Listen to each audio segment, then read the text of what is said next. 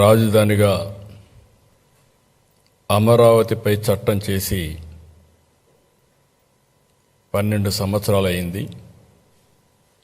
ఈ ప్రస్థానం గురించి మనం అందరం కూడా ఒకసారి చర్చించుకోవాల్సిన అవసరం, బాధ్యత ఉంది.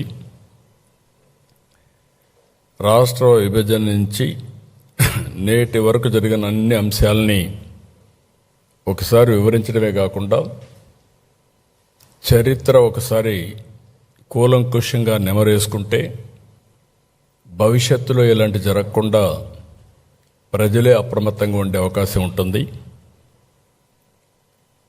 రాజధానిగా అమరావతికి పార్లమెంటు ఉభయ సభలు ఆమోదించడం అనేది ఇది ఒక ప్రజా విజయం, ప్రజా రాజధానికి దక్కిన గౌరవం.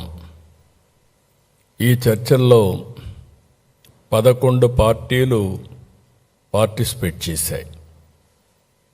2 హౌసెస్లో కలిపి 17 34 మంది సభ్యులు భాగస్వాములయ్యారు, పార్టిసిపేట్ చేశారు. 10 పార్టీలు మద్దతు ఇచ్చాయి, మిగిలిన పార్టీలు కూడా సపోర్ట్ చేశారు. మొత్తం 41 పార్టీలు లోక్సభలో ఉన్నాయి. ప్రాతినిధ్యం ఉండే పార్టీలు 41. 9 పార్టీలు రాజ్యసభలో మెంబర్స్ ఉన్నారు, అంటే లోకసభలో లేరు, రాజ్యసభలో ఉన్నారు. అన్నీ కలిపి 50 పార్టీలు. 50 పార్టీలు నేరుగా మాట్లాడిన వారు పూర్తిగా సహకరించారు. మేము ఆమోదిస్తున్నాం, దీనికి పూర్తిగా సంఘీభావాన్ని తెలియజేస్తున్నామని చెప్పారు. ఇంకొక పక్కన మిగిలిన పార్టీస్ అన్నీ కూడా పార్లమెంట్లో ఏకగ్రీవంగా ఆమోదించారు. ఒకే ఒక పార్టీ, ఆ పార్టీ వైఎస్ఆర్ కాంగ్రెస్ పార్టీ. ఆ పార్టీ ఈ రాష్ట్రంలో ఓట్లేసుకుని ఇక్కడి నుంచి ఎంపీలుగా అయ్యి ఈ రాష్ట్రానికి ద్రోహం చేసే ధైర్యం చేశారు. దేశమంతా ఒక దారి అయితే వీళ్ళది ఇంకొక దారి అయ్యే పరిస్థితి వచ్చింది. 2024 జూన్ 2 నుంచి ఆంధ్రప్రదేశ్ నూతన రాజధానిగా అమరావతి శాశ్వతంగా ఉంటుంది. రాష్ట్రపతి ఆమోదం త్వరలో వస్తే చట్టంగా మారుతుంది, అక్కడి నుంచి అమలులోకి వస్తుంది. మొట్టమొదటిసారిగా ప్రధానమంత్రి నరేంద్ర మోడీ గారిని మనస్ఫూర్తిగా అభినందిస్తున్నా, ధన్యవాదాలు తెలియజేస్తున్నా. అన్ని విధాలా సహకరించారు. సహకరించడమే కాదు, ముందుండి దీనికి చట్టబద్ధతను ఇవ్వాలి అని నిర్ణయించుకొని ఈరోజు చట్టబద్ధత ఇచ్చే పరిస్థితికి వచ్చారు. ఆ తర్వాత అమిత్ షా గారిని అభినందిస్తున్నాం. ఎందుకంటే డిపార్ట్మెంట్ ఆయనే దీన్ని ఇనిషియేట్ చేసి ఇమ్మీడియట్గా ప్రాసెస్ చేసి పంపించారు. పార్లమెంట్లో ఉండే అన్ని రాజకీయ పార్టీల ఎంపీల్ని, పార్టీల్ని అభినందిస్తున్నాం. లోకసభ స్పీకర్ని అభినందిస్తున్నాం. రాజ్యసభ చైర్మన్ అభినందిస్తున్నాం. కృతజ్ఞతలు తెలియజేస్తున్నాం. 5 కోట్ల ప్రజల తరపున వాళ్ళందరికీ కూడా ధన్యవాదాలు, కృతజ్ఞతలు. ఇంకొక పక్క ఒక్క పార్టీకి మాత్రం కృతజ్ఞత చెప్పడం లేదు, అదే వైఎస్ఆర్ కాంగ్రెస్ పార్టీ. ఎందుకంటే దేశంలో ఇన్ని పార్టీలు, ఐడియాలజికల్ డిఫరెన్సెస్ ఉండొచ్చు, వ్యక్తిగత భేదాభిప్రాయాలు ఉండొచ్చు, లేకపోతే ఓసారి వాళ్ళకు పెద్దగా టచెస్ కూడా ఉండకపోవచ్చు. ఆంధ్రప్రదేశ్ రాష్ట్రంతో పని కూడా ఉండకపోవచ్చు, ఓట్లే కాదు పని కూడా ఉండకపోవచ్చు. ఆ ప్రాంతీయ పార్టీ ఆ రాష్ట్రంలో ఉండొచ్చు. కానీ ఏ పార్టీ కూడా, ప్రాంతీయ పార్టీ అయినా వాళ్ళ రాష్ట్ర ప్రయోజనాలు కాపాడుకుంటూ ఉన్నప్పటికీ దేశ ప్రయోజనాలు కాపాడడం కోసం అమరావతి రాజధానిగా రావాలి, దేశ ప్రయోజనాలు కాపాడాలని ఆలోచించారు. వైఎస్ఆర్ కాంగ్రెస్ పార్టీ మాత్రం దేశ ప్రయోజనాలు అవసరం లేదు, రాష్ట్రం నాశనం అయిపోయినా పర్వాలేదు, మేము అనుకున్నదే జరగాలని పట్టుదలతో ముందుకు పోయారు. వైఎస్ఆర్ కాంగ్రెస్ అమరావతిని నాశనం చేయాలనుకున్నారు. మనం శాసనం చేశాం. దేశం ఈరోజు అమరావతి కోసం నిలబడింది. కుట్రలు దాటి అమరావతి గెలిచింది. నిజమైన 5 కోట్ల ప్రజల కల కేంద్ర రాజముద్రతో తిరుగులేని స్పష్టత, ప్రజల ఆశలు ఆశయాలు నెరవేరిన వేళ ఇది మనందరికీ గుర్తింపు, గౌరవం. భవిష్యత్తులో ఎవ్వరు ఏమీ చేయలేని పరిస్థితి. ఎవరు ఎన్ని మాట్లాడినా, ఇన్ని పార్టీలు గౌరవించి చట్టం చేశాయంటే వాళ్ళకుండే కమిట్మెంట్ మనం గుర్తుపెట్టుకోవాల్సిన అవసరం ఉంది. అయితే మనం ఒక్కసారి దీని మీద పాత చరిత్ర కూడా ఆలోచించుకోవాల్సిన బాధ్యత ఉంది. ఆ రోజు మీరు చూస్తే 2014 జూన్ 2వ తారీఖున రాష్ట్ర విభజన. ఆ విభజన జరిగినప్పుడు చాలా సెంటిమెంట్స్ కూడా అందరికీ దెబ్బతిన్నాయి. బాధపడ్డారు, మనోవేదన పడ్డారు. 2 ప్రాంతాల్లో కూడా ఎక్కడికక్కడ భావోద్వేగాలున్నాయి. నేను ఆ రోజు సమైక్య ఆంధ్రప్రదేశ్లో ఎవరికీ దక్కని గౌరవం. 9 సంవత్సరాలు నేను ముఖ్యమంత్రి, 10 సంవత్సరాలు ప్రతిపక్ష నాయకుడు. తెలుగు జాతి కోసం ఒక సంపద సృష్టించే కేంద్రం తయారు చేయాలని హైటెక్ సిటీతో ప్రారంభమై సైబరాబాద్, హైదరాబాద్ నిర్మాణానికి దోహదం చేశాం. అలాంటప్పుడు ప్రతి ఒక్కరిలో ఒక ఆవేదన, ఒక ఆవేశం. మాకు రాజధాని లేదు, ఆదాయం లేదు, విభజన జరిగితే కనీసం పింఛన్లు వస్తాయా అని చాలా బాధపడే పరిస్థితి వచ్చింది. ఆ రోజు కూడా నేను ఒకటే ఆలోచించాను, 2 ప్రాంతాలకు సమన్యాయం జరగాలి. మీరు విభజిస్తే ఆంధ్రప్రదేశ్కి న్యాయం చేయండి, సమైక్యంగా పెడితే తెలంగాణను మెప్పించండి. ఇద్దరికి న్యాయం చేసి సమస్య పరిష్కారం చేయాలని ఆ రోజు చెప్పాం. సరే, పరిష్కారం కాకుండా విభజన జరిగింది. ఆర్థిక కష్టాలు, రాజధాని లేదు, ఎక్కడ కూర్చోవాలన్నా తెలియదు, రాజధాని నిర్మాణం చేసుకోవాలి. యాక్ట్లో పోలవరం పెట్టారు. పోలవరం ఒక సంకల్పం, అప్పటికి అక్కడ ఏమీ లేదు. ఆ రోజు మీరు చూస్తే 7 మండలాలు, ముంపుకు గురయ్యే మండలాలు తెలంగాణలో పెట్టారు. నాకుండే అనుభవంతో ఆ రోజు నేను ఒకటే ఆలోచించాను, ఈ 7 మండలాలు ఆ పక్కనుంటే జూన్ 2వ తారీఖున 2 రాష్ట్రాలుగా విభజన జరిగితే ఇంకా ఇది అసాధ్యం. మళ్ళీ తెలంగాణ అసెంబ్లీ యాక్సెప్ట్ చేసి లేకుంటే గవర్నమెంట్ యాక్సెప్ట్ చేస్తే తప్ప పోలవరం నిర్మాణం జరగదని చెప్పే ఉద్దేశంతో నేను ఎక్కడికక్కడ ముందే ఆలోచించి, ఎందుకంటే నాకుండే అనుభవం, ఆ సమయస్ఫూర్తితో యాక్ట్ చేసి ఆనాటి ప్రభుత్వం నరేంద్ర మోడీ గారికి, అదే మరిగా కొండే కేంద్ర నాయకత్వానికి చెప్పాను, 7 మండలాలు ఇస్తే నేను ప్రమాణ స్వీకారం చేస్తాను, మీరు ఇవ్వకపోతే నేను ప్రమాణ స్వీకారం చేయలేను. హైదరాబాద్ నేను ఎప్పుడు కూడా తెలంగాణకు వ్యతిరేకం కాదు, అది కూడా నా బ్రెయిన్ చైల్డ్.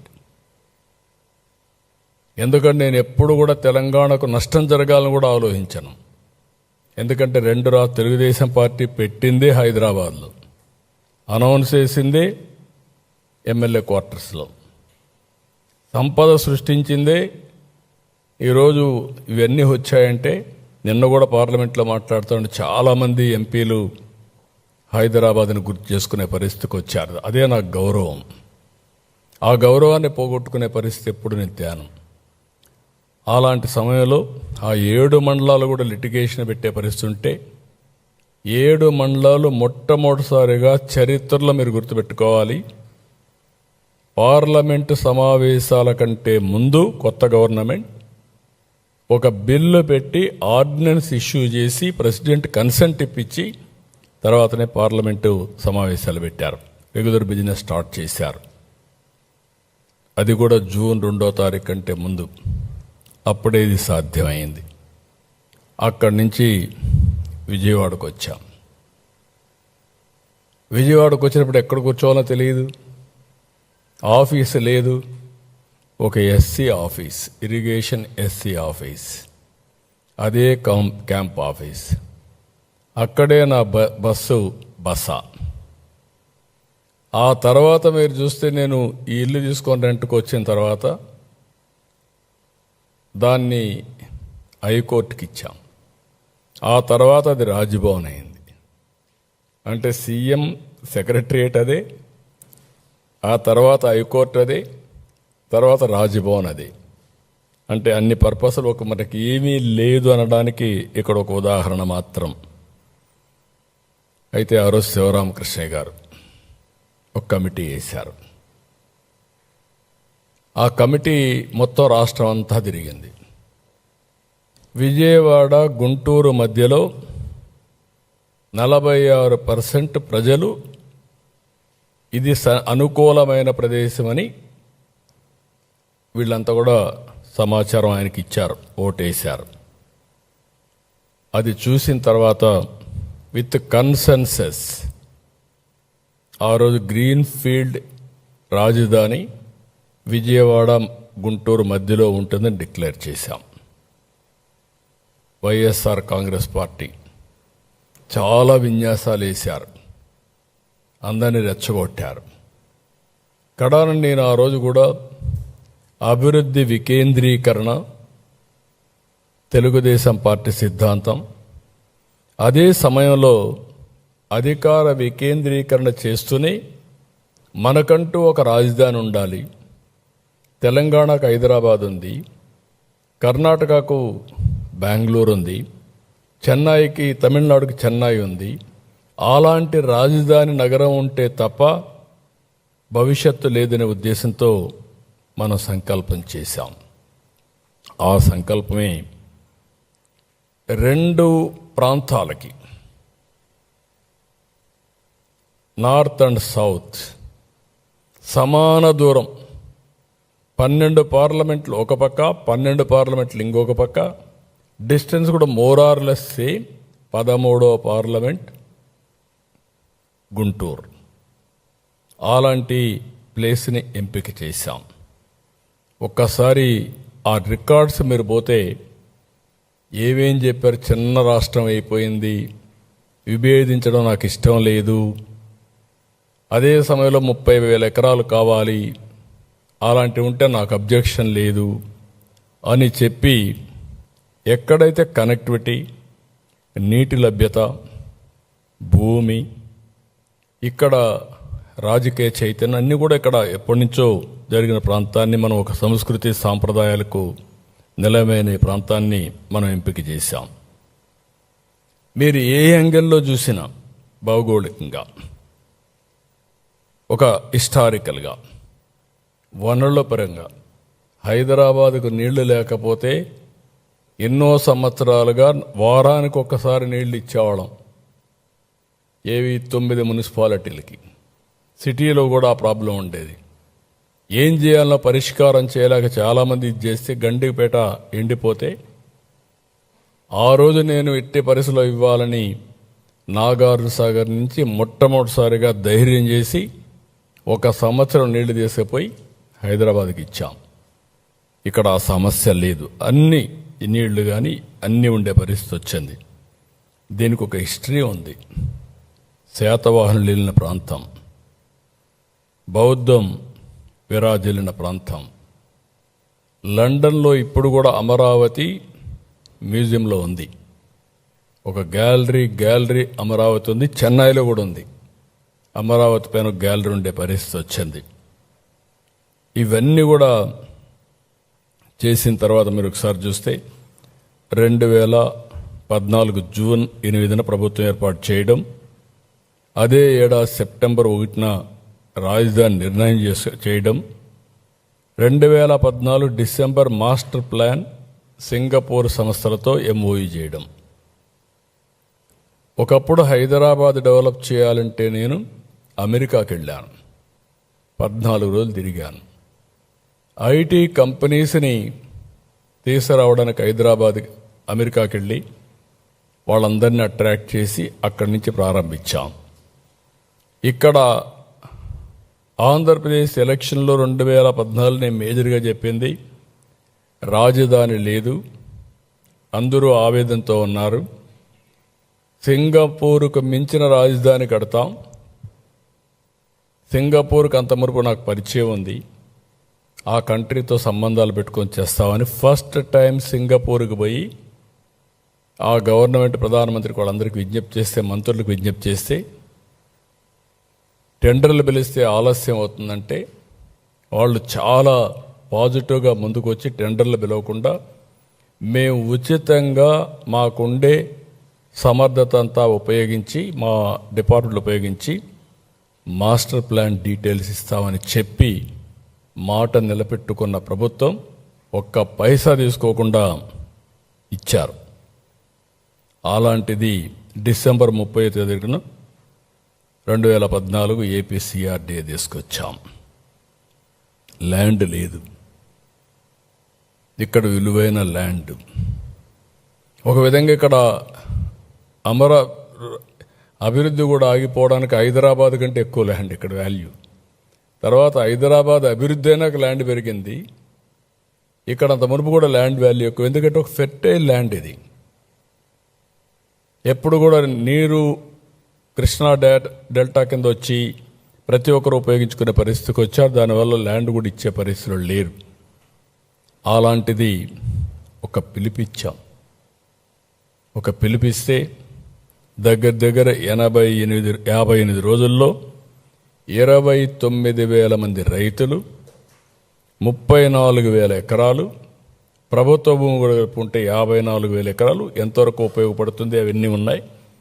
మొత్తం 54,000 ఎకరాలని మనం ఇచ్చేసాం. ప్రపంచంలో ఒక న్యూ కాన్సెప్ట్ ఇది, ల్యాండ్ పూలింగ్. అభివృద్ధిలో రైతుల్ని భాగస్వాములు చేయడం, ప్రోగ్రెస్లో రైతుల్ని భాగస్వాములు చేయడం ఇంతవరకు ఎక్కడా జరగలేదు ప్రపంచంలో. ఇదే కేస్ స్టడీ, చాలామంది స్టడీ చేశారు. ఒక నమ్మకం, ఒక ట్రస్ట్, దీనివల్ల లాభం జరుగుతుందనే ఒక నమ్మకం వచ్చింది వాళ్ళకు. మా జీవితాలు బాగుపడతాయనే నమ్మకం వచ్చింది. దానికి కారణం హైదరాబాద్ అభివృద్ధి అప్పటికే చూశారు. అది చూసిన తర్వాత ఒక నమ్మకం వస్తే వాళ్ళతో నెగోషియేట్ చేసి, పుండె నారాయణ గారు ఆ రోజు నెగోషియేట్ చేసి జరూబు భూములు ఉండే వాళ్ళకందరికీ 1000 గజాలు రెసిడెన్షియల్, 450 కమర్షియల్. ఇంకొక పక్కన ఏదైతే నాన్ జరీబు రైతులకి 1000 చదరపు గజాలు రెసిడెన్షియల్, 250 గజాలు కమర్షియల్. ఆ రోజు 50,000 రూపాయలతో యాన్యుటీ ప్రారంభించాం. ఈరోజు 95,000 రూపాయలు ఇస్తున్నాం జరీబుకు. ఇంకొక ల్యాండ్కి నాన్ జరీబుకి 30,000 చేశాం, ఇప్పుడు 57,000 అయింది. ఎవ్రీ ఇయర్ 5,000 పెంచుకుంటూ వెళ్ళాం. అప్పుడు 10,000కి ఇస్తా అన్నాం, ఇప్పుడు డిలే కూడా అయింది కాబట్టి 15 సంవత్సరాలు ఇచ్చే పరిస్థితికి వచ్చాం. భూమి లేని పేదలందరికీ, రైతు కూలీలకు 5,000 రూపాయలు నెలకు ఇప్పుడిచ్చే పెన్షన్లు కాకుండా అదనంగా పింఛన్లు ఇస్తున్నాం.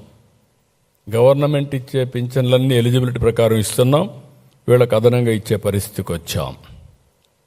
ఇవన్నీ కూడా గవర్నమెంట్ ఆఫ్ ఇండియా కూడా దీన్ని చాలా వరకు మెచ్చుకొని, ఇది right model for the nation. ఎప్పుడైనా సరే ఒక రైతు భూమి ఇచ్చినప్పుడు ఆ భూమిని గట్టి మనం ఉపయోగించి ఒక ఇరిగేషన్ ప్రాజెక్ట్ కట్టినా, ఒక ఇండస్ట్రీ పెట్టినా, ఇంకొక పని చేసినా వాళ్ళు ఎంత హ్యాపీగా ఉంటారో, బెనిఫిషరీస్ ఎంత హ్యాపీగా ఉంటారో, పోగొట్టుకున్న వ్యక్తులు కూడా అంతే హ్యాపీగా ఉండాలనే ఉద్దేశంతోనే ఈ కార్యక్రమాన్ని చేశాం. ఒక హైదరాబాద్లో మీరు ఒక్కసారి చూస్తే శంషాబాద్ 5,000 ఎకరాలు చేశాం. 5,000 ఎకరాలు ఇచ్చిన రైతులు కోటీశ్వరులు అయ్యారు. ఆ రోజు నేను ఒక మాట చెప్పాను, ఇక్కడ ల్యాండ్ ఇవ్వండి, పక్కన మీరు కొనుక్కోండి, ఇక్కడ ఎయిర్పోర్ట్ వస్తుంది, ఆ ల్యాండ్తో మీకు భూమి వాల్యూ పెరుగుతున్నాం. చాలామంది విన్నారు. ఈరోజు బాగా పైకి వచ్చే పరిస్థితికి వచ్చారు. ఇక్కడ కూడా మీరు చూసినప్పుడు మొత్తం దీనికి 3 లెవెల్స్లో ఆ రోజు తయారు చేశాం. సిటీ రీజియన్ 56 మండలాలు, 8,603 స్క్వేర్ కిలోమీటర్లు. అదే మరిగా సిటీ క్యాపిటల్ సిటీ, దీనికి 117 చదరపు స్క్వేర్ కిలోమీటర్స్. ఇవన్నీ ఇంకొక పక్కన సీడ్ క్యాపిటల్, దీనికి సింగపూర్కి ఇవ్వాలి అనుకున్నది కూడా నేను చెప్తాను. అది వీళ్ళు వచ్చిన తర్వాత క్యాన్సిల్ చేసే పరిస్థితికి వచ్చారు. 11 నెలల్లో సచివాలయం కట్టాం, అసెంబ్లీ కట్టాం. ఒక 2-3 నెలలు అయిన తర్వాత హైకోర్టు కూడా ఆ రోజు టెంపరవరీ ట్రాన్సిట్. ఆ రోజు నేను ట్రాన్సిట్ అంటే దాన్ని కూడా కావాలని వక్రీకరించి టెంపరవరీని మాట్లాడి ఏదో షెడ్లు వేశారు, లేకుంటే పూరిళ్ళు వేశారనే విధంగా మాట్లాడారు. కాదు, మనకు కోరిక ఉంది. బెంగళూరులో మీరు చూశారు సచివాలయం ఏ స్టేటస్లో ఉందో. విశ్వేశ్వరయ్య కట్టాడు ఆ రోజుట్లోనే. హైదరాబాద్లో నిజాం కట్టాడు. ఆ ప్యాలెస్లన్నీ మళ్ళీ మనం యాడ్ చేసుకున్నాం. అదే మరి తమిళనాడులో కొత్త సెక్రటరియట్ కట్టారు. ఇవన్నీ చూసిన తర్వాత మనం దాన్ని కూడా చేసే పరిస్థితికి వచ్చారు. 2016 జూన్ నుంచి అమరావతి నుంచే ప్రభుత్వ కార్యక్రమాలన్నీ చేశాం. వీళ్ళు కూడా 5 ఏళ్ళు ఇక్కడి నుంచే పరిపాలించారు, ఎక్కడికి పోలేక, విధి లేని పరిస్థితిలో, ఇంకా ఒక మాటలో చెప్పాలంటే గతి లేని పరిస్థితులు, చాలా దుర్మార్గం చేసే పరిస్థితికి వచ్చారు. అయితే నేను ఎప్పుడు కూడా క్రైసిస్ ఒక అవకాశం, ఒక సంక్షోభం ఉందని నేను ఎప్పుడు కుంగిపోవడం, లేకపోతే నిరుత్సాహపడిపోవడం, ఏమీ చేయలేమని ఆలోచన ఉంటే ఎప్పుడు పైకి రాం. అందుకే నేను ఆ రోజు మీకు చెప్పాను, ఈరోజు Singapore city most liveable city. Hyderabad సిటీని కొంతవరకు నేను చేసిన తర్వాత ఈరోజు most liveable city in India Hyderabad. Highest per capital income Telangana రాష్ట్రం. ఎట్లొచ్చింది అని మీరందరూ ఆలోచిస్తే, ఆ రోజు వేసిన ఫౌండేషన్ వల్ల నాలెడ్జ్ ఎకానమీకి ఈరోజు అక్కడ ఉపాధి అవకాశాలు వచ్చే, వేరే ప్రాంతాల నుంచి వచ్చి సెటిల్ అయ్యే పరిస్థితికి వచ్చారు. ఇంకొక పక్కన మీరు చూస్తే దేశంలో ఉండే జీసీసీలు, గ్లోబల్ కాంపిటేటివ్ సెంటర్స్, ఇండియాలో ఉండేట్లో 22% హైదరాబాద్లో ఉన్నాయి, నెంబర్ 1.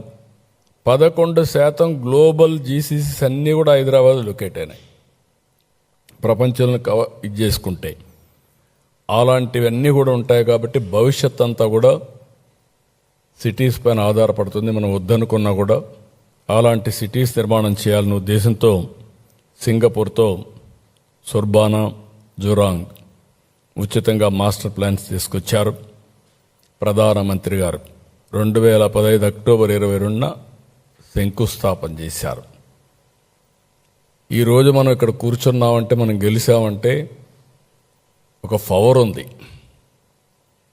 నేను ఆ రోజు ఎందుకు వచ్చిందో నాకు ఆలోచన తెలియదు, కానీ రాష్ట్రంలో అందరినీ భాగస్వాములు చేయాలి అనే ఉద్దేశంతో ప్రతి ఒక్క ఊర్లో ఉండే పవిత్రమైన మట్టిని, ఆ ఊర్లో ఉండే పవిత్రమైన జలాల్ని, ఆ ఊర్లో ఉండే దేవాలయాల దగ్గర పూజ చేసి ఊరేగించి, అది సాంప్రదాయం, అది సెంటిమెంట్ కూడా, నమ్మకం. అదే మరిగా దేశంలో ఉండే దేవాలయాలన్నీ, మసీదులన్నీ, మేజర్ మసీదులు, చర్చిలు, స్వర్ణ దేవాలయం, వైష్ణవి దేవాలయం, ఇవన్నీ కూడా తీసి అవన్నీ తీసుకొస్తే ప్రధానమంత్రి గారు ఆ రోజు పార్లమెంట్ సాక్షిగా పార్లమెంట్ యొక్క పవిత్రమైన మట్టిని, యమునా జలాలు తీసుకొచ్చి ఆయన కూడా అప్పచెప్పారు. ఆ రోజు చెప్పారు ఒక మాట. ఆ రోజు ఆయన చెప్పిన మాట మీరు చూస్తే, నేను ఈరోజు పార్లమెంట్ సాక్షిగా మట్టిని తెచ్చాను, యమున పవిత్రమైన జలాలు తీసుకొచ్చాను అంటే పార్లమెంట్ పూర్తిగా అమరావతికి అండగా ఉంటుంది, దేశం కూడా మీకు అండగా ఉంటుంది, నేను కూడా అండగా ఉంటానని చాలా స్పష్టంగా ఆ మాట చెప్తే నిన్న జరిగిన ఓటింగ్లో దేశం మొత్తం సంఘీభావాన్ని తెలియజేశారంటే అది ఆ రోజు పవిత్రత అని చెప్పి కూడా నేను మీకు తెలియజేసుకుంటున్నా.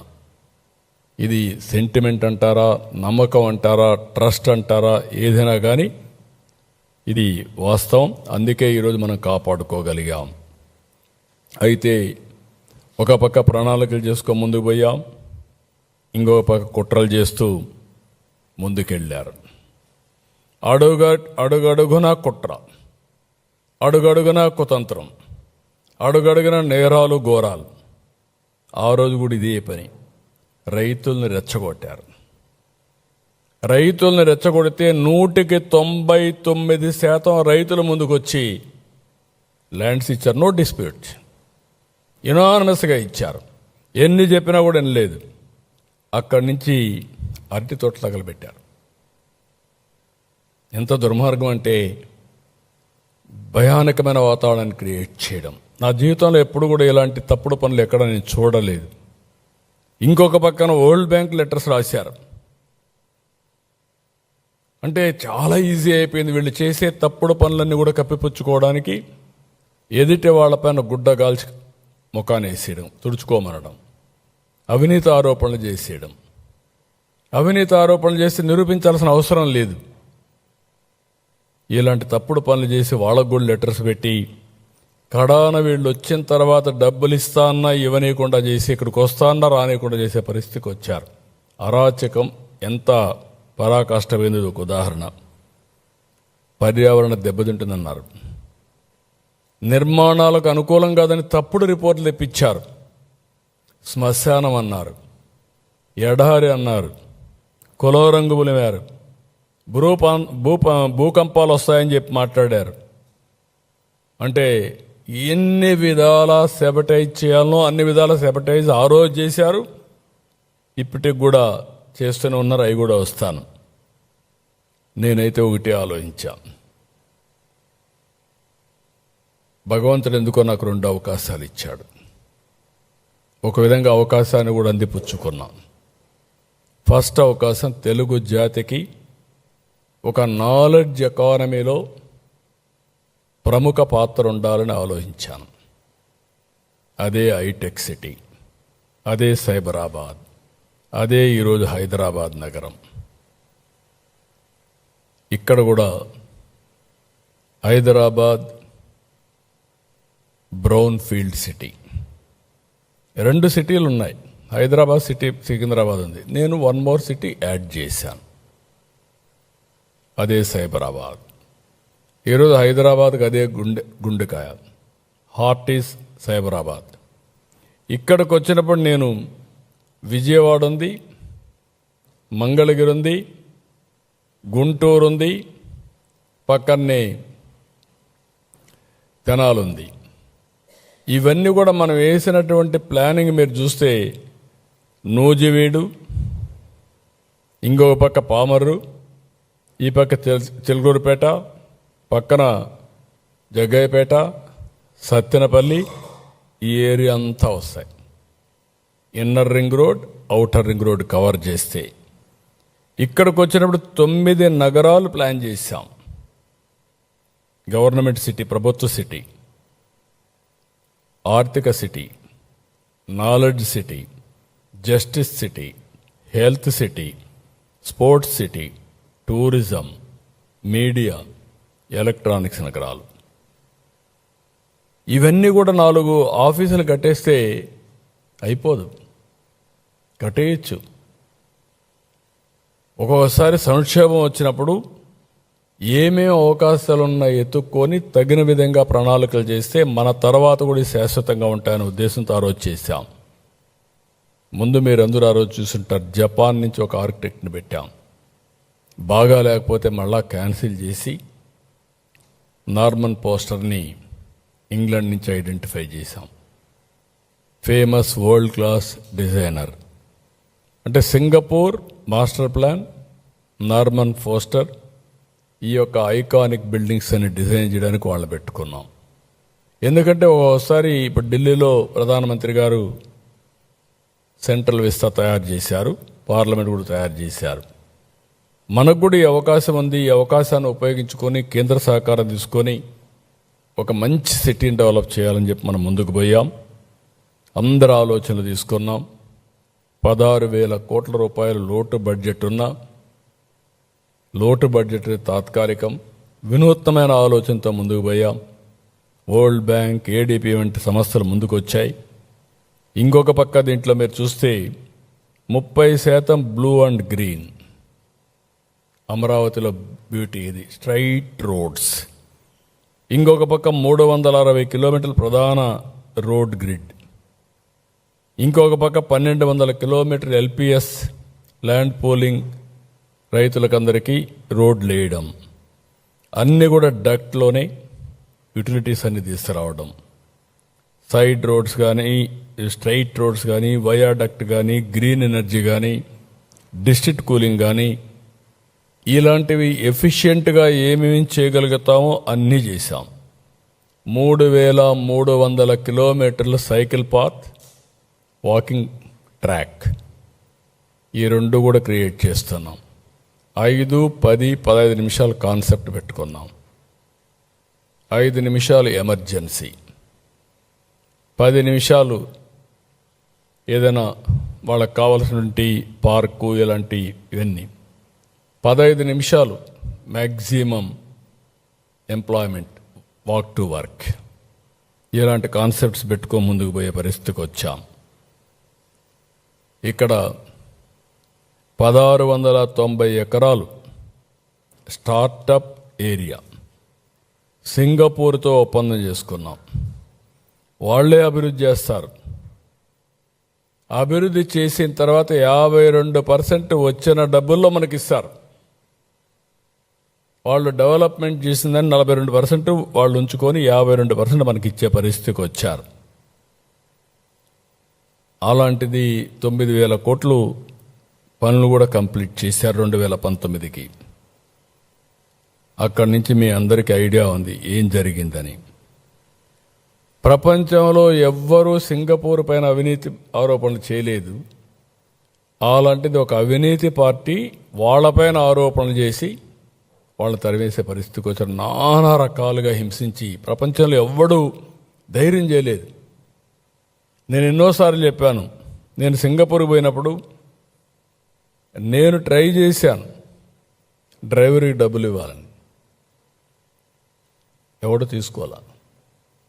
మా అశోక్ గజపతిరాజు గారు మంత్రిగా ఉండొస్తే సింగపూర్కి వస్తే సిగరెట్ తాగడం మానేశాడు. ఏంటి అశోక్ గారు సిగరెట్ తాగడం మానేశారని అడిగా. సార్ ఇక్కడ $500 ఫైన్ సార్, నా దగ్గర ఉండేది 500 ఉంది, ఇది అయిపోతే మళ్ళీ నేనేం చేయాలి, కాబట్టి నేను చేయను సార్ ఆ పని అన్నాడు. అలాంటి దేశం పైన అభాండాలేసి ఒక గుడ్ విల్తో వచ్చారు. ఇప్పుడు కూడా చెప్తాను, సింగపూర్ ఎప్పుడు కూడా ఒక నమ్మకం, ఒక క్రెడిబిలిటీ, విశ్వసనీయతకి గౌరవిస్తారు ఆ దేశం.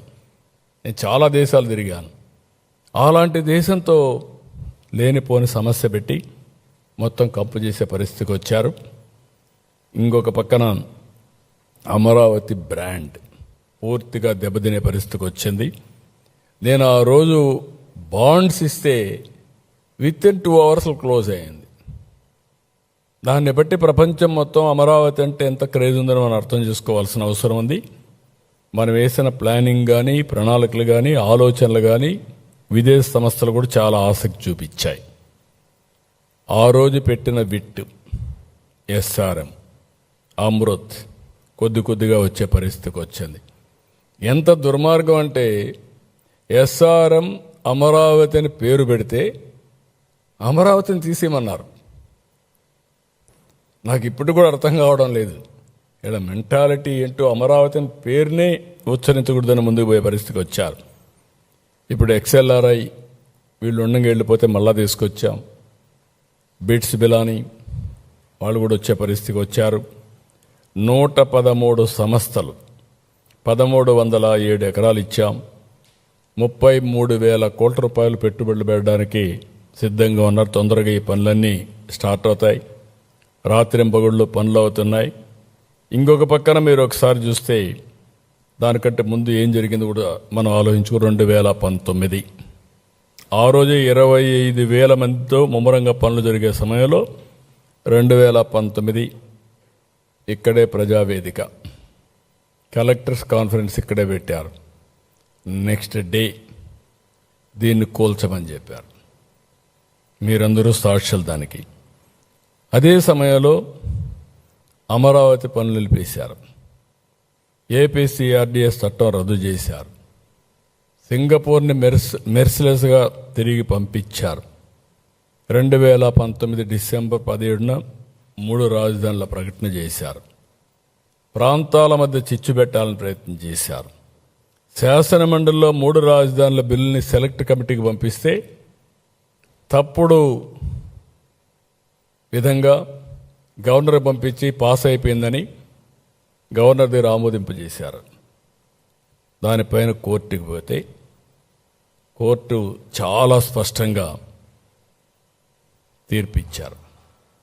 అదే హైకోర్టు తీర్పు సుప్రీంకోర్టు పోతే కూడా కాదు, మీరు అమలు చేయాల్సిందే, మీరు హామీ ఇచ్చారు, ఈ టైం బౌండ్ ప్రోగ్రాం ప్రకారం మీరు అమలు చేసి తీరమని వీళ్ళకు వాతలు పెట్టే పరిస్థితి వస్తే అక్కడి నుంచి తోక జాడించారు. అయితే అప్పటికి ఇప్పటికీ అదే ఆరోపణలు, అదే విషయం. ఇంకొక పక్కన ఒక కక్ష కట్టారు. రైతుల పోరాటాలు చేశారు. 1 రోజు 2 రోజులు కాదు. నా లెక్క ప్రకారం ప్రపంచంలో ల్యాండ్ పూలింగ్లో భూమి ఇచ్చి 1631 రోజులు పోరాటం చేసిన ఏకైక ఉద్యమం అమరావతి ఉద్యమం. మామూలుగా వాళ్ళని చేయలేదు. వాళ్ళ కౌంటర్గా పెయిడ్ ఆర్టిస్టులను పెట్టి కౌంటర్ క్యాంపులు పెట్టారు. ఎక్కడెక్కడో తీసుకొచ్చి పెట్టించారు. ఏది నిలవలేకపోయింది. హింస, కేసులు, వేధింపులు, ఎస్సీలపైనే ఎస్సీ అట్రాసిటీ యాక్ట్ పెట్టి జైలుకు పంపించడం, నా మీద రాళ్లతో కర్రలతో దాడి చేసి, చెప్పులతో దాడి చేసి, కడాన ఆనాటి డీజీపీ సమర్థించుకున్నాడు ప్రజాస్వామ్యులు ఇవన్నీ సాధ్యమని. పవన్ కళ్యాణ్ పోతే ముళ్ళ కంపేసి ఆయన నిలవరించే పరిస్థితికి వచ్చారు.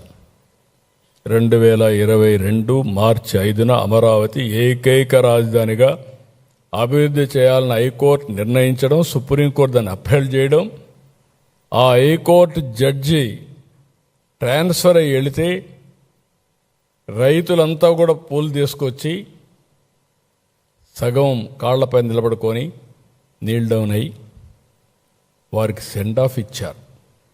మొత్తం ఆ రోడ్డు పూలతో అలంకరించి సెండ్ ఆఫ్ ఇచ్చి కృతజ్ఞతలు తెలియజేశారు. అంటే ఈరోజు న్యాయస్థానాలు దీన్ని కాపాడాయి. ఆ రోజు న్యాయస్థానం కాపాడకపోయి ఉంటే ఏమైండోదో మనందరం గుర్తుపెట్టుకోవాల్సిన అవసరం ఉంది. ఆ రోజు సిఆర్డీఏ చట్టం కానీ న్యాయస్థానాలు కానీ ఇది ఏ విధంగా అభివర్ణించాలో ఒక కేస్ స్టడీ మనందరికీ. నియంత అంటామా, లేకపోతే నాకు ఏ భాష రావడం లేదు. ఎందుకంటే నేను చాలామందిని చూశాను, చరిత్రలో చాలా పోరాటాలు చూశాను. కానీ ఏ పోరాటమైనా, ఏ వ్యక్తి అయినా ప్రజలను చూసి భయపడతారు. ప్రజాభిప్రాయానికి అనుకూలంగానే ఉంటే ఆ పార్టీలు రాణిస్తాయి. ఎక్కడా అలాంటి దాఖలాలే కనపడడం లేదు. ఈరోజు మళ్ళీ 2021 అయితే 3 రాజధానుల చట్టం ఉపసంహరించుకున్నారు. సిఆర్డీఏ చట్టాన్ని పునరుద్ధరించారు. మళ్ళీ మాట్లాడుతూనే వచ్చారు. విశాఖకు వస్తామంటే విశాఖలో మాకు ఈసారి హైయెస్ట్ మెజారిటీ ఎక్కడన్నా వచ్చాయంటే విశాఖపట్నంలో వచ్చాయి. ఎప్పుడూ వస్తాయి, ఈసారి దానికంటే ఎక్కువ మెజారిటీ వచ్చాయి. వీళ్ళు అక్కడ రాజధాని పెడతామన్నా. భాషా ప్రయుక్త రాష్ట్రాలు ఏర్పాటు కావడానికి నాంది పలికిన రాష్ట్రం ఆంధ్రప్రదేశ్ రాష్ట్రం. అలాంటి రాష్ట్రానికే రాజధాని లేని పరిస్థితి. ఒకసారి తలుచుకుంటే చాలా బాధేస్తుంది, ఆవేశం వస్తుంది, మనుషులను కూడా కుంగిపోయే పరిస్థితికి వస్తుంది. 2024 ప్రజలు కూడా ఉక్కు సంకల్పంతో ముందుకు వచ్చారు. అఖండ విజయాన్ని ఇచ్చారు. ప్రజాప్రభుత్వం వచ్చింది. కేంద్రం రాష్ట్రం డబుల్ ఇంజిన్ సర్కార్ వచ్చింది. 3 రాజధానులని డ్రామాలాడిన వ్యక్తులు 3 చోట్ల ఇర్రెస్పెక్టివ్ ఎక్కడ చెప్పినా కూడా ప్రజలు నమ్మకుండా వాళ్ళకి బుద్ధి చెప్పే పరిస్థితి వచ్చారు. మళ్ళీ అమరావతికి పటిష్టమైన పునాదులు వేసే కార్యాచరణ మొదలైంది. 2025 మే 2న ప్రధాని చేతుల మీదుగా అమరావతి పనులు రీస్టార్ట్ చేశాం. ఆయన ఎంతో అభిమానంగా మనకు ఎలాంటి ఇబ్బంది లేకుండా క్లియర్ చేయాలని ఆర్థిక సహాయం చేయడం, వరల్డ్ బ్యాంక్ని లేదంటే మిగిలిన ఏజెన్సీస్ కూడా ఫైనాన్స్ మినిస్టర్ గారు చెప్పడం, ఎక్కడ కూడా ఇబ్బంది లేకుండా సుజావుగా పోవడానికి ఏమేం చేయాలని చేయమని చెప్పి చాలా స్పష్టంగా చెప్పారు. విభజన చట్టంలోని సెక్షన్ 5(2) రాజధానిపై స్పష్టత ఇవ్వాలని చెప్పి ఆలోచించాం. ఎందుకంటే ఇప్పుడు చట్ట ప్రకారం 10 సంవత్సరాలు హైదరాబాద్ రాజధాని 2 రాష్ట్రాలకు, లేకపోతే ఎక్కడా ఇలాంటి ఇబ్బందులు లేవు. ఎవరు ఇలాంటి వ్యక్తులు కూడా రాలా. మా ఊరు తీసుకుపోతామని ఎవరు ఆలోచించలేదు. లేకుంటే ఇలాంటి నాకు తెలిసినంతవరకు ఇండిపెండెంట్ ఇండియాలో 3 రాజధానుల డ్రామా ఆడింది ఎప్పుడు లేదనుకుంటాను. నాకు తెలిసి నేను 48 నుంచి రాజకీయాల్లో ఉన్నా. చిన్నప్పుడు నాకు తెలియదు, కానీ 1978 నుంచి నేను రాజకీయాల్లో ఉన్న. చరిత్రలో కూడా ఎక్కడ లేవు అలాంటి డ్రామాలు ఆడే పరిస్థితికి వచ్చారు. మార్చి 28న అసెంబ్లీలో తీర్మానం పెడితే బాగుంటుందంటే తీర్మానం కూడా పెట్టి పంపించాం. నిన్న రాజ్యసభలో కూడా బిల్లు పాస్ అయింది. ఇంక ఈరోజు రేపు గెజెట్ నోటిఫికేషన్ వస్తుంది. అమరావతి ఆంధ్రప్రదేశ్ గుండె చప్పుడు. ఒక మాటలో చెప్పాలంటే అమరావతి ఆంధ్రప్రదేశ్ గుండె, దేశానికి గౌరవం, ప్రైడ్. 2005 మన్మోహన్ సింగ్ అమెరికాకి వెళ్ళాడు. అమెరికాకి వెళ్ళి సగర్వంగా చెప్పాడు ఒక మాట, మీ దేశంలోనే పెద్ద పెద్ద నగరాలు పెద్ద పెద్ద సిటీలు అనుకుంటున్నారు, మాకు కూడా అలాంటి సిటీస్ ఉన్నాయి, అదే హైదరాబాద్ అని 2000 హైదరాబాద్లో సగర్వంగా అమెరికాలో చెప్పాడు. న్యూయార్క్ సిటీలో, వాషింగ్టన్లో చెప్పే పరిస్థితికి వచ్చాడు. అలాంటి సిటీ మనకు కూడా అవసరం. అందరూ మాట్లాడుతున్నారు ఈరోజు, ఇంటలెక్చువల్స్ మాట్లాడుతున్నారు, ప్రజలు మాట్లాడుతున్నారు, అందరూ మాట్లాడే పరిస్థితికి వచ్చారు. అందుకే దీన్ని మనం గుర్తుపెట్టుకోవాల్సింది విద్య. చాలామంది ఈ సిటీ వల్ల లాభాలు ఏంటంటున్నారు. ఇదే మరిగా అన్నారు నన్ను హైదరాబాద్లో. ఏం చేశావు నువ్వు? హైటెక్ సిటీ నుంచి ఒక రోడ్డు వేసావు ఎయిర్పోర్ట్కి, ఇంకేముంది ఇక్కడ అన్నారు. ఈరోజు ఆ రోడ్డే ప్రారంభం. ఈరోజు హైదరాబాద్ ఆ స్థాయికి వచ్చిందంటే నేను భయపడకుండా ముందుకెళ్ళాను కాబట్టి, ధైర్యంగా ముందుకెళ్ళాను కాబట్టి ఈరోజు హైదరాబాద్ అనేది కానీ తెలంగాణకి ఒక ఆయుపట్టుగా తయారయ్యే పరిస్థితి వచ్చింది. ఇక్కడ కూడా ఇంత జరిగిన తర్వాత నేను భయపడితే దీనికి మీనింగ్ ఉండదు. విద్య, ఉద్యోగం, విజ్ఞానం, ఇది ఒక నర్వ్ సెంటర్. మనందరం గుర్తుపెట్టుకోవాల్సిన అవసరం ఉంది. ఈరోజు ఒక అమరావతిని, ఒకప్పుడు హైదరాబాద్ దేశమంతా నగరాలని పాత నగరాలు. Chandigarh one of the best city ఒకప్పుడు. ఇప్పుడు అది ఓన్లీ హెరిటేజ్ సిటీ, పెద్ద ఎకనామిక్ యాక్టివిటీ ఉండదు. ఇటీవల హైదరాబాద్ ఇది బెస్ట్ సిటీ, అది ప్రజెంట్. ఫ్యూచర్కి ఒక సిటీ అవసరం మనందరికీ. ఇండియాలో model city, that is Amaravati. అయితే అమరావతిని అభివృద్ధి చేస్తున్నామని మిగిలిన ప్రాంతాలు నెగ్లెక్ట్ చేయడం లేదు. విశాఖపట్నం, అమరావతి రీజియన్, తిరుపతి రీజియన్, 3 రీజియన్లుగా పెట్టి అన్ని టౌన్స్నే కాకుండా ఆ ప్రాంతాన్ని అభివృద్ధి చేసే బాధ్యత తీసుకుంటున్నాం. ఒక్కొక్క ప్రాంతానికి ఒక్కొక్క టైప్ ఆఫ్ ఇండస్ట్రీస్ కానీ డెవలప్మెంట్ తీసుకొస్తున్నాం. ఇప్పటికే మీరు చూసుంటారు, Google, Arcelor Mittal, steel city, green ammonia Ramayapatnam, quantum valley Amaravati, drone city, space city, అదే మరి electronic city, horticulture hub Rayalaseema, aquaculture, irrigation మీద ఫోకస్ పెట్టాం. పోలవరం పూర్తి చేస్తాం. నిన్నే మీరు చూస్తే మొన్న నేను ఒంటెమిట్ట సీతారాముల కళ్యాణానికి వెళ్ళాను. అదే రోజు లోక్సభలో బిల్లు పాస్ అయింది. నిన్న నేను 2వ తారీఖు రాజ్యసభలో బిల్లు పాస్ అయింది. నిన్నే మీరు చూస్తే డయాఫామ్ వాల్ పూర్తయింది. ఈ రెండు సింక్రనైజ్ అయినా అంటే చరిత్రలో ఏ విధంగా వస్తాయి ఒక్కొక్కటే ముందుకు పోయే పరిస్థితి వస్తుంది.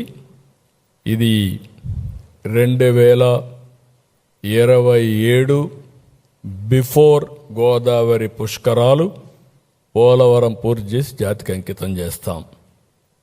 ఇంత జరిగిన ఇవన్నీ కూడా చూస్తే ఎవరికైనా కొంచెం ఆలోచిస్తారు. కానీ వైసీపీకి మాత్రం భగవంతుడు ఆ బుద్ధి ఇవ్వలేదు, జ్ఞానం ఇవ్వలేదు. ఏ విధంగా అభివర్ణించాలని కూడా అర్థం కావడం లేదు. ఇంకా విషయాన్ని దిమ్ముతున్నారు, అహంకారాన్ని ప్రదర్శిస్తున్నారు. పార్లమెంట్లో 2 సభల్లో చట్టబద్ధత దక్కితే తట్టుకోలేకపోతున్నారు. అందరూ దేశమంతా ఒకటై ఓటేసి అమరావతి నిలబెడితే ఇతను మాత్రం దాన్ని సహించలేక ఓరవలేకపోతున్నారు. ఇప్పుడు కొత్తగా అసెంబ్లీకి పార్లమెంటుకి హక్కే లేదంటున్నారు. ఎక్కడ కూర్చుంటే అక్కడే రాజధాని అంటారు. ఈ తిక్కకు పరిష్కారం ఏంటో నాకైతే అర్థం కాల. ఈ తిక్కనాలనా ఏమనాలి, ఏంటిది, దీని పరిష్కారం ఏంటి? సాక్షాత్తు పార్లమెంటు ఒక చట్టాన్ని చేస్తే చట్టాన్ని అమలు చేయవలసిన రాజకీయ పార్టీలు పార్లమెంటుకి అధికారం లేదు, మీరెవరు చట్టం చేయడానికి అంటే నేను వస్తే నేను అధికారం వస్తుంది, నేను మళ్ళా ప్రజలు మోసం చేస్తాను, నేను అధికారం తెచ్చుకుంటాను, తెచ్చుకున్నప్పుడు నేనేం చేస్తాను చూస్తారు అని బెదిరిస్తే ఏమనాలని అడుగుతున్నా. ప్లాన్ ఏ, ప్లాన్ బి, ఈ రెండు చూసినప్పుడు నాకు అనిపిస్తుంది ప్లాన్ ఏ మొన్నటి వరకు 3 రాజధానులు 3 ముక్కలాట్లు, ఇప్పుడు ప్లాన్ బి. ఈ ప్లాన్ బిలో ఏం చెప్పాలనో మీరే చెప్పాలి. ఆ పేరు పలకాలంటే కూడా నాకు ఇష్టం లేదు. అదే చెప్తాను మావిగానే, అది చెప్పడం నాకు ఇష్టం లేదంటున్నా. మరిచిపోవడం మంచిది. ఇలాంటి ఇవన్నీ కూడా ఏమనాలి, ఏంటి మనస్తత్వం ఏంటి? నాకు అంతుపట్టలేదు, మీకు అంతుపట్టిందా? ఈ మనస్తత్వం మీకు అంతుపట్టలేదు, ప్రజలకైనా అంతుపట్టిందా? ఏంటి ఈ ప్రవర్తన? ఏంటి ఇలాంటి వాళ్ళు రాజకీయం చేయడం ఏంటి? మనందరం కలిసి ఏ విధంగా ముందుకు పోతాం? నాకైతే ఒకప్పుడు అందరూ అంటారు సైకో అంటారు, లేకపోతే ఇతనికి రకరకాలుగా మాట్లాడతాను. నేను ఎన్ని మాట్లాడదలుచుకోలేదు. ఈరోజు దేశమంతా పార్లమెంట్లో మనకు సపోర్ట్ చేసి ఈ రాజధాని రావాలి, అమరావతి అభివృద్ధి కావాలి, ఆంధ్ర రాష్ట్రం బాగుపడాలి, దేశ అభివృద్ధికి కూడా దోహదం చేయాలి అని వాళ్ళందరూ మాట్లాడి యునానమస్గా అమరావతికి సంఘీభావాన్ని తెలియజేశారు, అమరావతి నిలబెట్టారు. వాళ్ళని తప్పుపడుతున్నాడు. ఏమనాలి నాకైతే అర్థం కావడం లేదు. అంటే వాళ్ళంతా ఏమీ తెలియని వాళ్ళు, ఈయనొక్కడే తెలివైనవాడు. ఇలాంటి మాట్లాడే పరిస్థితికి వస్తున్నాడు. కాబట్టి మనందరం కూడా గుర్తుపెట్టుకోవాల్సింది, ఇలాంటి చూస్తే ఇంత విషం, ఇంత కుట్ర, ఇంత నేరాలు ఘోరాలు చేసి మళ్ళీ ఎదురుదాడి చేయడం, ధైర్యంగా ఫేస్ చేయడం, ఇవన్నీ చూసినప్పుడు చాలా బాధేస్తుంది. ఈ రాష్ట్రానికి ఇది ఒక ఎందుకు ఇలాంటి తెలుగు జాతి చాలా సమస్యలు ఫేస్ చేశాం, 1-2 కాదు. మొన్నటి వరకు ఉనికి లేని పరిస్థితి, ఇప్పుడు మన వాళ్లే ఉనికి లేకుండా చేయాలనే విషయం కక్కడం, ఇవన్నీ చాలా. ఇంకొక పక్కన డిజైన్ ఉంది దీంట్లో, బెదిరిస్తే పెట్టుబడులు రావని. ఇది కూడా చాలా నీచం. ఎప్పుడు కూడా మీరు ఏమి చేసినా ఈ ప్రభుత్వం ఫర్మ్గా ఉంటాం, ఎక్కడ తగ్గే పరిస్థితి ఉండదు. ప్రజాస్వామ్యంగా ఎవరు చెప్పినా వింటాం. అప్రజాస్వామ్యంగా మాట్లాడితే మాత్రం స్టబర్న్గా ప్రజాహితం కోసం ముందుకు పోవడం తప్ప ఇంకోటి లేదు. నేను ఒకటే గుర్తుపెట్టుకోవాలి, మనందరం చరిత్ర ఎప్పుడు కూడా రాస్తూ ఉంటుంది, నెగటివ్గా పాజిటివ్గా. అలాంటి వ్యక్తి గుర్తుపెట్టుకోవాలి.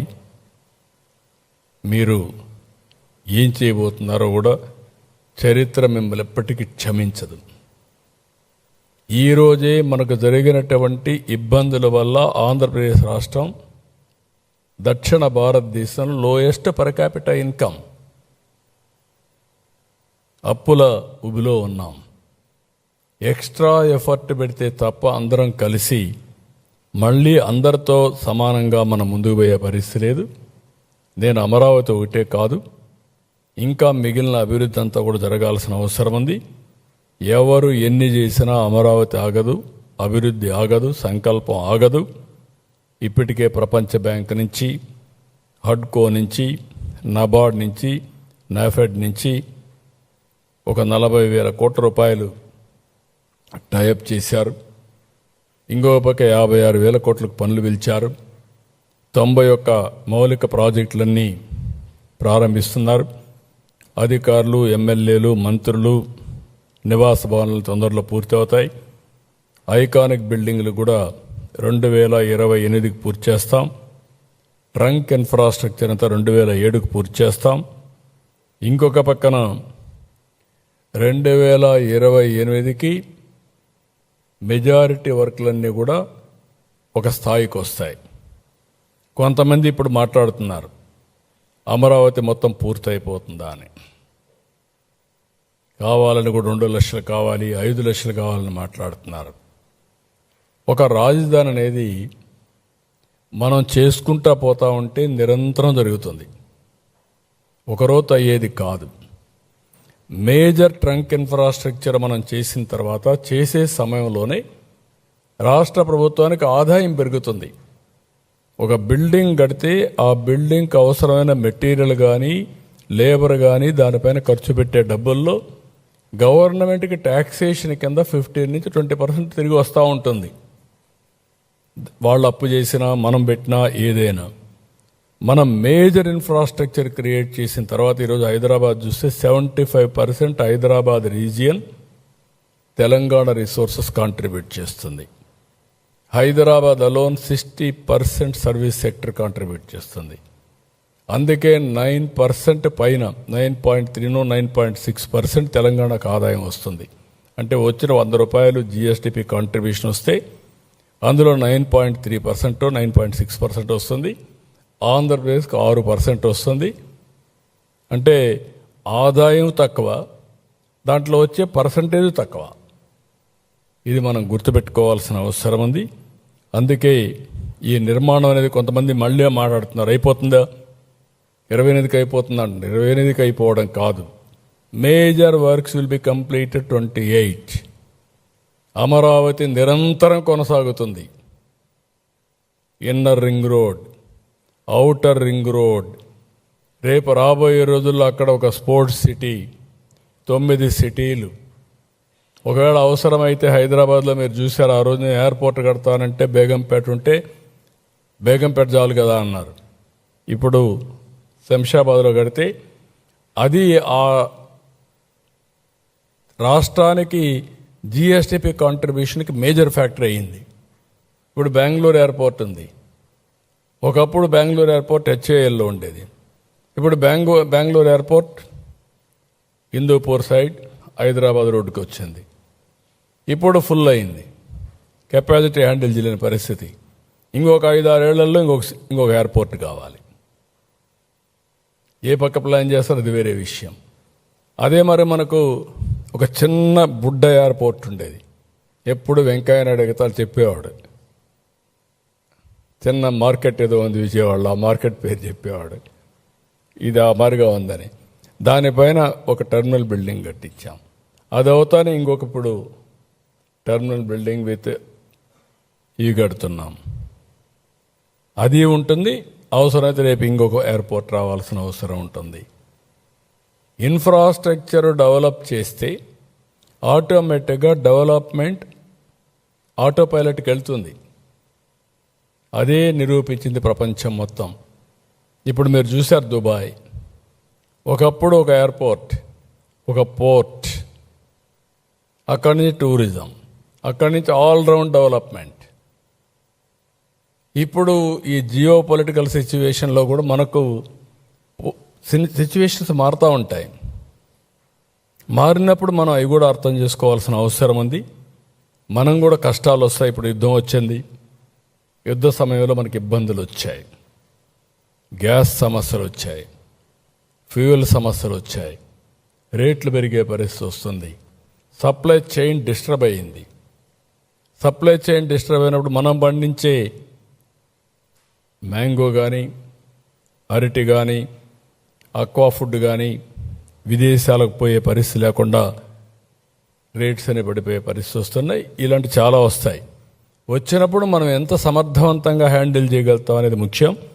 ఏదేమైనా 2047 స్వర్ణ ఆంధ్రప్రదేశ్ $2.4 ట్రిలియన్ ఎకానమీ లక్ష్యం. ఇందులో ఈ 3 cities are very very important. Amaravati, Visakhapatnam, Tirupati, మిగిలిన అర్బనైజేషన్ కూడా చాలా ఇంపార్టెంట్. ఇవి కూడా జరుగుతాయి గ్రామీణ ప్రాంతాల్లో సమానంగా. అమరావతిలో ప్రతి ఒక్కరికి ఉపాధి అవకాశాలు కల్పించాలి. విశాఖపట్నంలో కల్పించాలి, తిరుపతిలో కల్పించాల్సిన అవసరం ఉంది.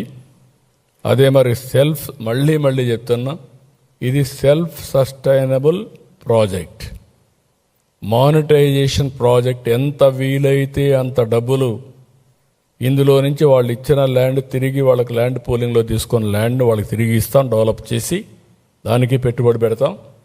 ఆ తర్వాత కొంత ల్యాండ్ మనకు మిగులుతుంది, అది యాక్షన్ వేసుకుంటాం.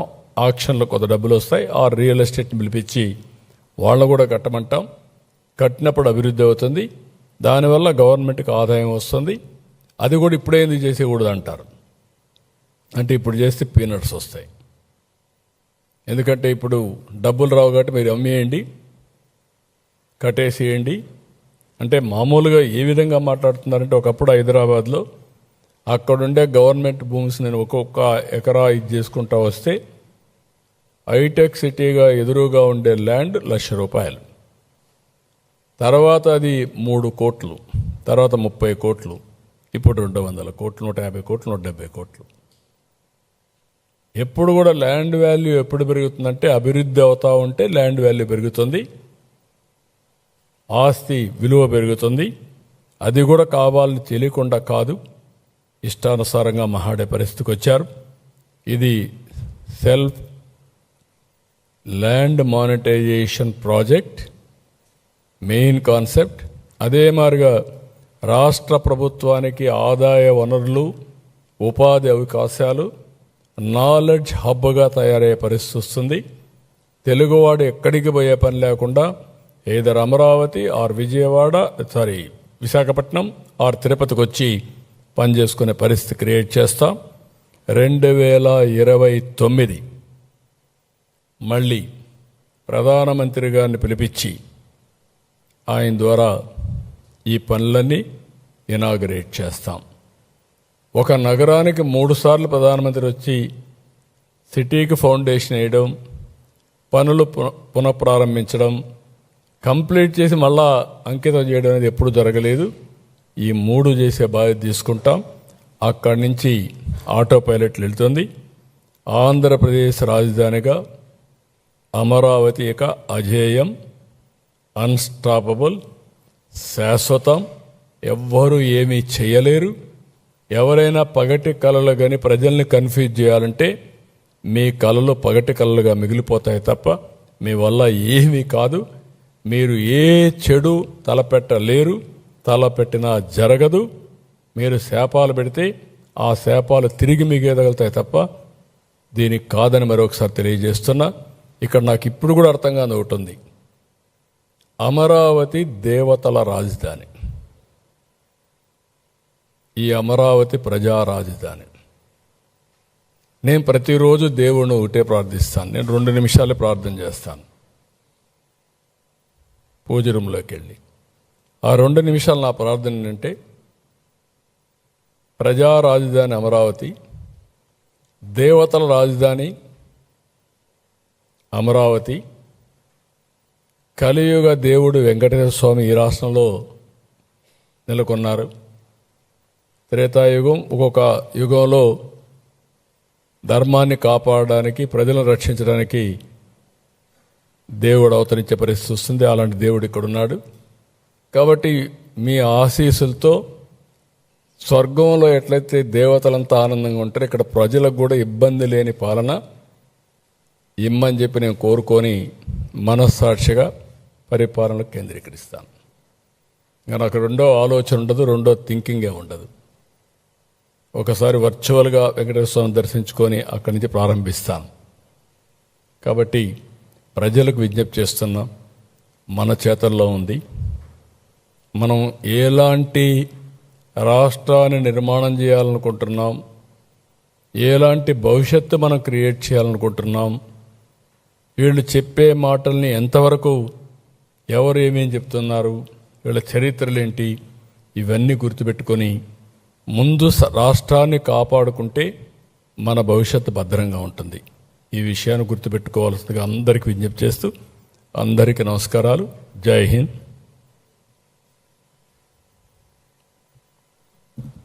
ఏమైనా డౌట్స్ ఉన్నాయి మీకు? చాలా క్లియర్గా చెప్పాం మీకు అందరికీ. ఇంకా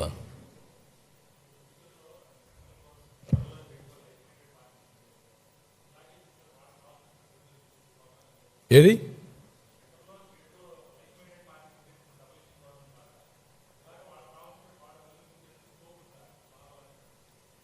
అంటే ఒకసారి జస్టిస్ అనేది ఏంటంటే కామన్ సెన్స్ కదా. ఎందుకు మొన్న హైకోర్టు చట్టం చేశారు? అప్పుడు వీళ్ళకు ఇక్కడ ఉన్నారు కదా, కేంద్రంలో కూడా ఆ రోజు కేంద్ర ప్రభుత్వం న్యూట్రల్గా ఉన్నారు, అది వేరే విషయం.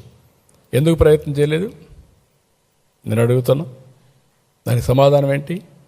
ఎవరిని మభ్య పెడతారు మీరు?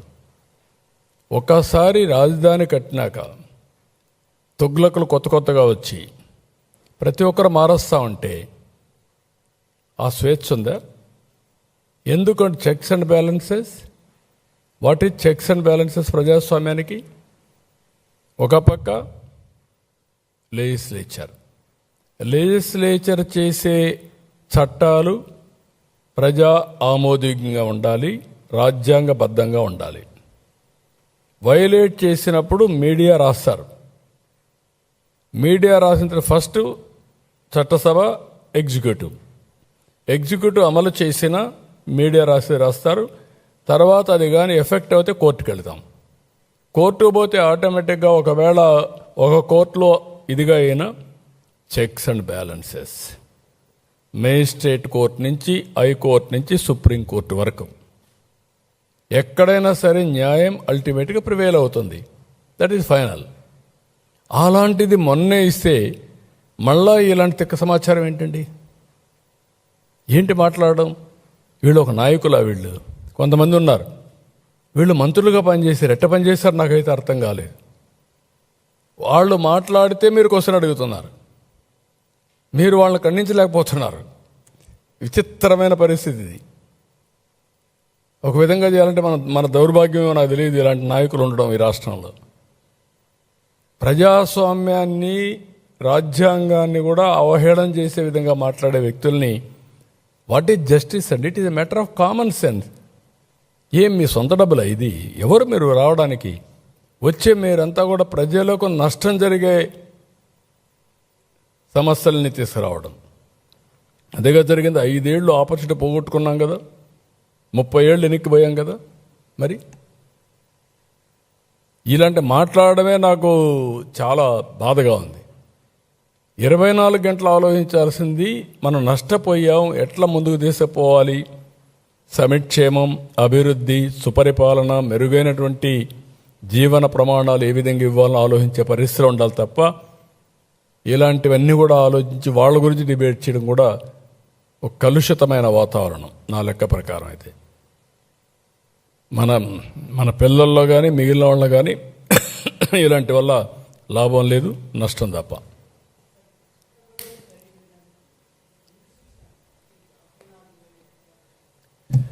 అంటే రాజధాని ఎక్కడైతే ఇక్కడ ఉందో అడ్మినిస్ట్రేటివ్ ఇది ఉంది.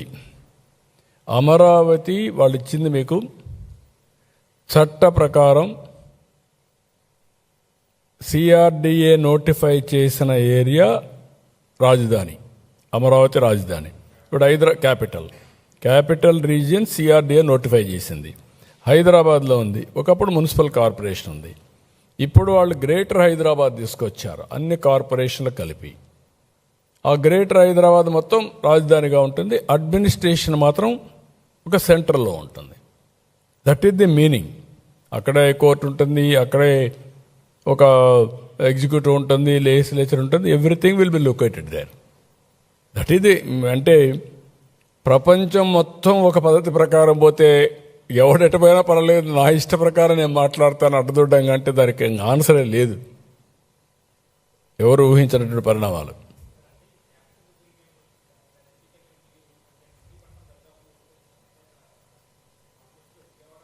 కాదమ్మా, సిఆర్డిఎల్ అది కూడా ఉంది, కావాలంటే కలిపేసుకోవచ్చు. దానికి ఇంకొక అర్బన్ డెవలప్మెంట్ అథారిటీ ఉంది అంతే.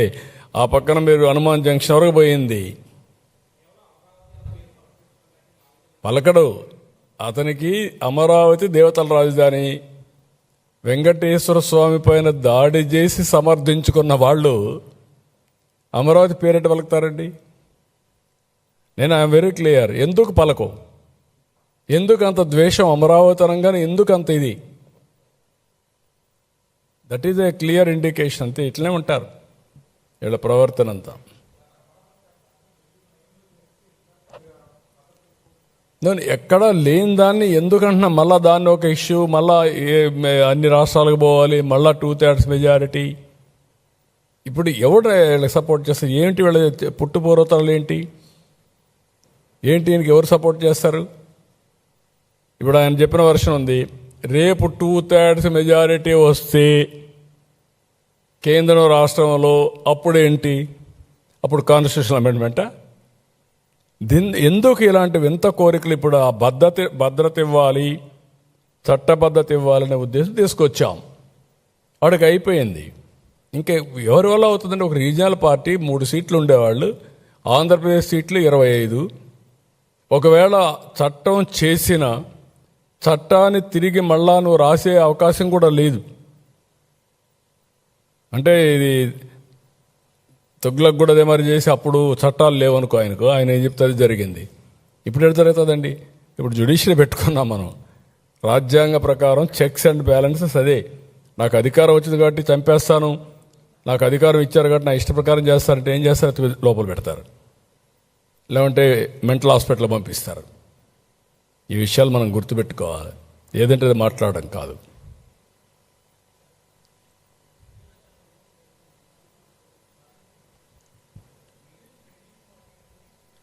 నేనేమంటానంటే, వీళ్ళు 5 ఏళ్ళు ఏం మాట్లాడలేదు. వేరియస్ రూపేణ ఈరోజు వెంటిలేటర్ పై నుండి ఆర్థిక వ్యవస్థ, అలాంటి వెంటిలేటర్ పై ఉండడానికి ఎవరిచ్చారు? ఇప్పుడు ఈ 2 ఏళ్ళు మనం మాత్రం నడవగలిగామంటే because of central government support. టోటల్గా Polavaram, Amaravati, even Visakhapatnam steel plant, zone, everything they are doing.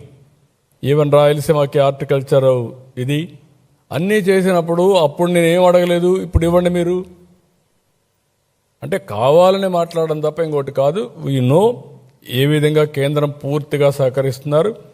ఇది డబుల్ ఇంజిన్ సర్కార్, కేంద్రం రాష్ట్రం కలిసి పనిచేస్తున్నాం. ఇక్కడ ఏం పొరపచ్చాలు లేవు. ఈ రాష్ట్రం అంటే ఫైనల్గా మీరు గుర్తుపెట్టుకోవాల్సిన, మనం కష్టపడకుండా కేంద్రమే ఇవ్వాలన్నా కేంద్ర ప్రభుత్వంలో ఆధీనంలో ఉండే బీజేపీ ఉండే రాష్ట్రాలు కూడా ఉన్నాయి. కొన్ని పద్ధతులు ఉంటాయి. దాంట్లో maximum we are getting our funds. There is no second thoughts. ఎప్పుడూ లేనట్టుగా ఇప్పుడు మీరు మొన్న వీళ్ళు చేసిన పని ఏంటండి? నేను ఎప్పుడు చెప్తాను, విభజన కంటే ఆంధ్రప్రదేశ్ రాష్ట్రానికి పెద్ద నష్టం జరిగింది వైఎస్ఆర్ కాంగ్రెస్ పార్టీ విధ్వంసం. 30 ఏళ్ళు ఎన్నికపోయాం. 12-14% వడ్డీ రేట్లు అడిగేవాళ్ళు లేడని, ఆస్తులు తాకట్టు పెట్టడం ఏంటి? మళ్ళా ఇప్పుడు మాట్లాడుతున్నారు. డెఫినెట్గా మేము short term, medium term, long term plan చేసుకుంటున్నాం. తగ్గించాలి. 100% మనకు వచ్చే డబ్బులంతా శాలరీస్కి సరిపోతున్నాయి. Own resources శాలరీస్కి సరిపోయినాయి. కేంద్రం ఇచ్చే డబ్బులు వడ్డీకి లేకుంటే అసలు కట్టడానికి సరిపోతుంది. మళ్ళీ ఏం చేయాలని అప్పులు తీసుకొచ్చి అవి కూడా చాలడం లేదు. ఇలాంటివి ఒక పద్ధతి. ఇప్పుడు తెలంగాణ ఉంది, 40% 30% state own resources on revenue expenditure. కొన్ని స్టేట్స్ ఆ విధంగా కొంచెం బ్యాలెన్స్ చేశారు. ఒక వ్యక్తి రావడం, పిచ్చి చేష్టలు చేయడం, రాష్ట్రాన్ని నాశనం చేయడం, ఇది కరెక్ట్ కాదు. కొంచెం డిసిప్లిన్ పెట్టుకోవాలి అందరం. Okay, thank you.